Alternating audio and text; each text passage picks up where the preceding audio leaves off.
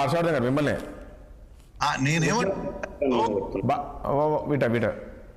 నన్నే కదా సార్, నన్నే అడుగుతున్నా. హర్షవర్ధన్ గారిని అడుగుతున్నాను నేను మళ్ళీ మీ దగ్గరికి వస్తాను. హర్షవర్ధన్ రాయేషన్న, ఇప్పుడు తెలంగాణ రాష్ట్రం అనేది సంబంధ వర్గాలు, బహుజనులు, రైతులు, విద్యార్థులు, ఉద్యోగులు, వయోజనులు ఇంతమంది కొట్లాడితే వచ్చినటువంటి రాష్ట్రం తెలంగాణ రాష్ట్రం. వాళ్ళందరికీ కూడా గత 10 ఏళ్లలో వాళ్ళ ఉద్యమ పోరాట స్ఫూర్తికి కానీ వాళ్ళ ఆకాంక్షలకు అనుగుణంగా తెలంగాణ తల్లి విగ్రహము ఏర్పాటు కాలేదు. గతంలో జరిగినటువంటి జూన్ 2 ఆవిర్భావ ఉత్సవాలు కూడా ఎక్కడ మనకు అవుపించలేదు.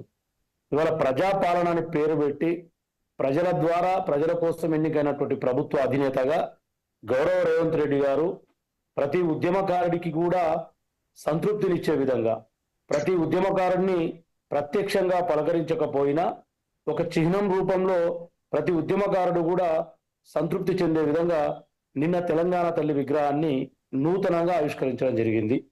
ఆవిష్కరించడమే కాకుండా ఒక ప్రభుత్వపరమైనటువంటి ఉత్తర్వు ఇచ్చి రాష్ట్రంలో ప్రతి డిసెంబర్ 9కి తెలంగాణ తల్లి ఉత్సవాలు జరుపుకోవాలని కూడా పిలుపునివ్వడం చాలా గొప్ప విషయం.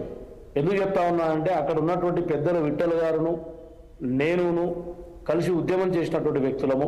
మేమందరం కోరుకునేది ఏంటంటే, సరే అందరం అనుకున్నాం ఆ రోజు నిధులు, నీళ్లు, నియామకాలు, ఈ ట్యాగ్ లైన్ పైన ఉద్యమాలు చేసినాం, రాష్ట్రం సిద్ధించింది, ఆ సబ్జెక్ట్ అంతా వేరే. కానీ ఎవరికైనా కూడా ఆత్మగౌరవం ఉంటుంది.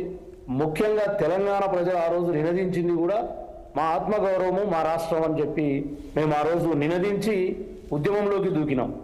ఇవాళ తెలంగాణ రాష్ట్రం వచ్చిన తర్వాత రాష్ట్రం అంతా కేవలం కేసీఆర్ కుటుంబానికే సంబంధమైనట్టు, తెలంగాణ తల్లి విగ్రహం కూడా మా ఇంట్లో ఒక దేవత మాదిరిగా మేము పెట్టుకున్నాం, మీరు పూజించండి అన్నట్టు వ్యవహారం జరిగింది. దాన్ని మేము ఈ రోజే కాదు, ఎలక్షన్ల కంటే ముందు కూడా చెప్పినాం, ఎలక్షన్ల తర్వాత దాన్ని చేసి చూపించినాం. ఇవాళ ఏమైంది, గతంలో ఉన్న విగ్రహాన్ని, సరే నేను విగ్రహ రూపాన్ని నేను ఎక్కడ కూడా విమర్శించడం లేదు, కానీ గతంలో ఉన్నటువంటి విగ్రహము చాలా ధనికమైనటువంటి లేదా ఆర్భాటంగా కనిపించే విగ్రహం.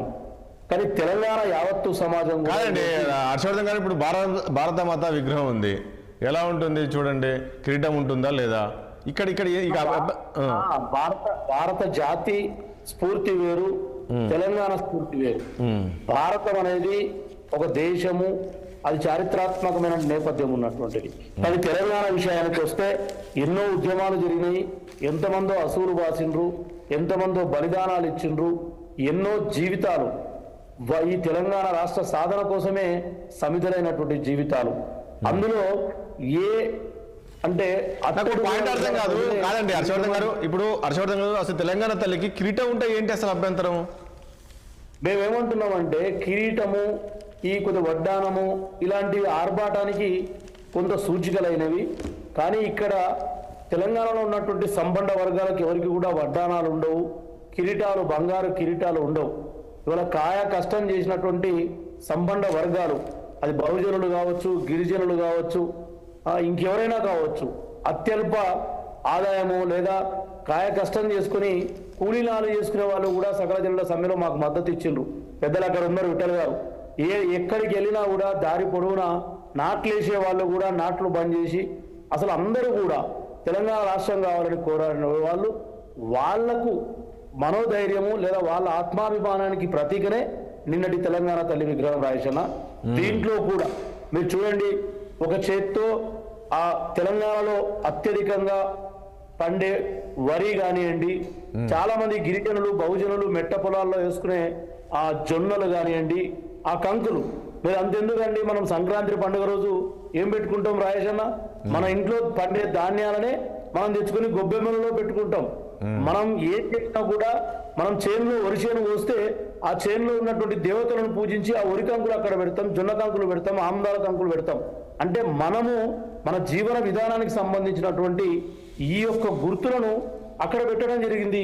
ఇంకొకటి ఇందాక మీరు అన్నారు హస్తం గుర్తు అని. అంటే మనిషికి మనకు కూడా చేతులు ఉంటాయి, మీరు కూడా చేయి చూపుకుంటూనే మీరు మానిటరింగ్ చేస్తారు. ఇది ఒక అభయహస్తం. అంటే తెలంగాణ తల్లి మన ప్రజలందరినీ కూడా చల్లగా చూసుకుంటుంది అనే ఒక చిహ్నానికి ప్రతీకమే ఇది. ఇంతకుముందు మీరు చూసి ఉంటారు, ఇంతకుముందు ఉన్నటువంటి తెలంగాణ తల్లి. ఇప్పుడు ఇందాక ఇప్పుడు వాళ్ళు ఏం చెప్తారంటే ఇప్పుడు కాదండి తమిళనాడుకి వెళ్తే తమిళ తల్లి అని ఉంది. నాకు బాగా తెలుసు రాజేష్ అన్న. ఆ రోజు శ్రీకృష్ణ కమిటీకి కొన్ని వందల వేల పేజీలు రాసిచ్చినటువంటి వ్యక్తి ఇవాళ విఠల్ గారు. మరి విఠల్ గారు అన్నట్టు వాస్తవానికి మరి 10 ఏళ్లలో మీరు ఎందుకు అది చేయలేకపోయినరు? ఎన్నో చేసిండ్రు, మీరు ఎందుకు అది చేయలేకపోయినరు? తెలంగాణ ఉద్యమంలో జయ జయ హే తెలంగాణ అనేది ఒక రోమాలు అంటే నిటారుగా నిలబెట్టి ఉద్యమం వైపు ఆకర్షించినటువంటి గేయం అది. దాన్ని మనమే పాడినాం. గద్దర్ గారి గేయం ఒకటి, ఇదొకటి మనం పాడినాం. ఆ రోజు అత్యధిక సంఖ్యాక ప్రజలు ఆ గేయానికి ఆకర్షితులై ఉద్యమానికి కూడా వచ్చిన వాళ్ళు ఉన్నారు. కొంత నేను లిటరల్గా చెప్తున్నా ఆ రాయేష్ అన్న, నా కూతురు 2009లో 6 ఏళ్ల పాప గద్దర్ పాట విని నా ఎమ్మడ జేఏసీ మీటింగ్ లోకి వస్తుండే. గద్దర్ పాట కోసం తెలంగాణ ఉద్యమంలో పాల్గొంటుండ్రి. అంటే చిన్న చిన్న పిల్లలు కూడా అసలు అంటే తెలంగాణ ఆవశ్యకత గురించి అవసరం లేని వాళ్ళు, సబ్జెక్ట్ లేని వాళ్ళు, ఆ రోజు ముసలోళ్ళు కూడా గద్దర్ పాటకు గెంతులేసిండ్రు. జయ జయ తెలంగాణ వస్తే ఇదేదో మా దేవత పాట అన్నట్టు ఆ రోజు సావధానంగా విన్నారు. వీటన్నిటిని మరి మీరు ఎందుకు గుర్తించలేదు? నేను చెప్తా, మీరు గుర్తించలేదు. మీరు గుర్తించినవి వేరే. సమంతాలను గుర్తించిండ్రు, తెలంగాణ ద్రోహుడైనటువంటి ఆ సానియా మీర్జాలకు మీరు అవకాశాలు ఇచ్చిండ్రు, అనేక రకాల మీరు ఎక్కడెక్కడో కార్పొరేట్ స్థాయిలో మీరు వెళ్ళిపోయిండ్రు. కానీ మేము కార్పొరేట్ స్థాయిలో కాదు. మా రేవంత్ రెడ్డి గారు ఇవాళ వరి చెల్లల్లో నాటేసుకుంటున్నటువంటి ఒక మహిళా మూర్తిని చూస్తే ఏ మూర్తిమత్వం మనకు కనబడుతుందో ఇవాళ నిన్నటి మా తెలంగాణ తల్లిని అంటే మరి బీదగా చూపించారు. ఒకటి మన తెలంగాణ తల్లి కాదండి హర్షవర్ధన్ గారు, మన ఎకరాల్లో వరేసినాం ఈసారి కాదు. మన తెలంగాణ తల్లి ఒకటండి పచ్చగా కనబడుతుంది. ఒకటి హర్షవర్ధన్ గారు, పచ్చదనానికి ప్రతీకగా నిలబెట్టాం. హర్షవర్ధన్ గారు, తెలంగాణ ఇప్పుడు తెలంగాణ తల్లి అంటే చూడగానే ఒక దేవతలా కనపడాలి అనే విధంగా కూడా ఉండాలి. కానీ ఇక్కడ ఒక బీదగా కనపడుతుంది తెలంగాణ తల్లి అనే విధంగా కామెంట్ చేస్తున్నారు. మీరు అవకాశం, మీరు పర్మిషన్ ఇస్తే ఒక మాట చెప్తా. మీరు చూడండి, ఊర్లలో వెంకటేశ్వర స్వామి గుడి ఉంటుంది, ఆంజనేయ స్వామి గుడి ఉంటుంది, ఇంకేమైనా అయ్యప్ప స్వాములు, ఈ మధ్యన షిరిడి సాయిబాబాలు అందరూ అయినారు. కానీ వాళ్ళకన్నా ఎక్కువ దేవరలను మొక్కుతారు.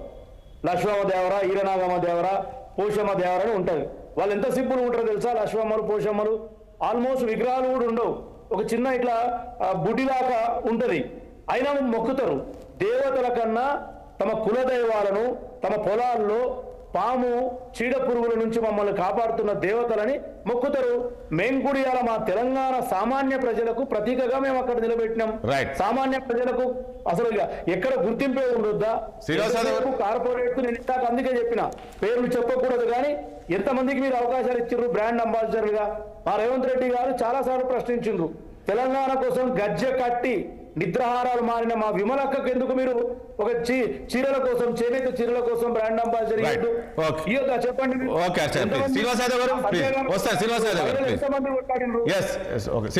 ఏం చెప్తారు?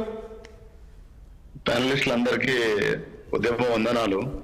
అంటే వాస్తవంగా సరే విఠలన్న కావచ్చు, హర్షవర్ధన్ కావచ్చు, రామ్మోహన్ రావు కావచ్చు, తెలంగాణ ఉద్యమం మొదలుపెట్టినప్పుడు తెలంగాణ ఉద్యమం అప్పుడున్న పరిస్థితులు, గతంలో 60 ఏళ్ళు పరిపాలించిన కాంగ్రెస్ ఆ రోజు భాష మీద, యాస మీద, తిండి మీద, బట్ట మీద, పొట్ట మీద ఎట్లా అవమానపరిచింది, ఎట్లా అణచివేసింది అనేది మనందరికీ తెలుసు.